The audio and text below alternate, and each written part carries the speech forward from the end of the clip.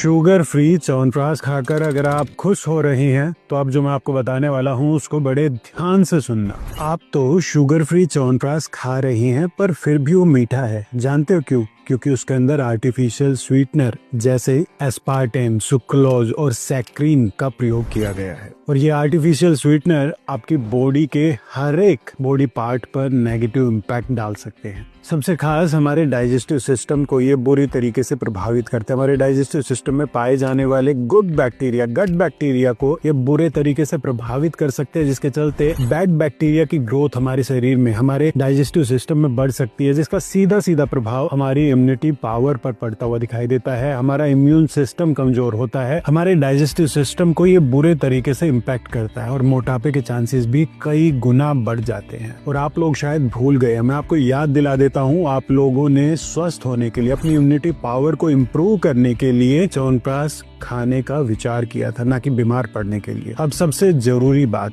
जो आपको और भी ज्यादा ध्यान से समझने की, सुनने की जरूरत है, च्यवनप्राश में जो देसी खांड या फिर मिश्री का प्रयोग किया जाता है वो केवल उसे मीठा करने के लिए नहीं किया जाता, बल्कि वह च्यवनप्राश में प्रयोग किए जाने वाली जड़ी बूटियों के लिए कैरियर का काम करती है। मतलब हमारे ब्लड तक ज्यादा बेहतर तरीके से उन जड़ी बूटियों का प्रभाव पहुंच पाए, इसकी जिम्मेदारी उसी देसी खांड या मिश्री के ऊपर होती है, जिसको आप आर्टिफिशियल स्वीटनर के साथ बदल रहे हैं। और असल में आप इन दोनों चीजों को गुड़ के साथ भी नहीं बदल सकते, क्योंकि वो कैरियर का काम उतना बेहतर तरीके से नहीं कर पाता जितना मिश्री या देसी खांड कर पाती है। और मेरा विश्वास केवल कृष्णाज च्यवनप्राश के साथ ही है, जो आज भी शास्त्रों में वर्णित प्राचीन पद्धति से लोहे की कढ़ाई में देसी गाय के शुद्ध घी और देसी खांड से च्यवनप्राश तैयार करते हैं। और सबसे खास बात, ये भारत का पहला प्रिजर्वेटिव फ्री च्यवनप्राश भी है।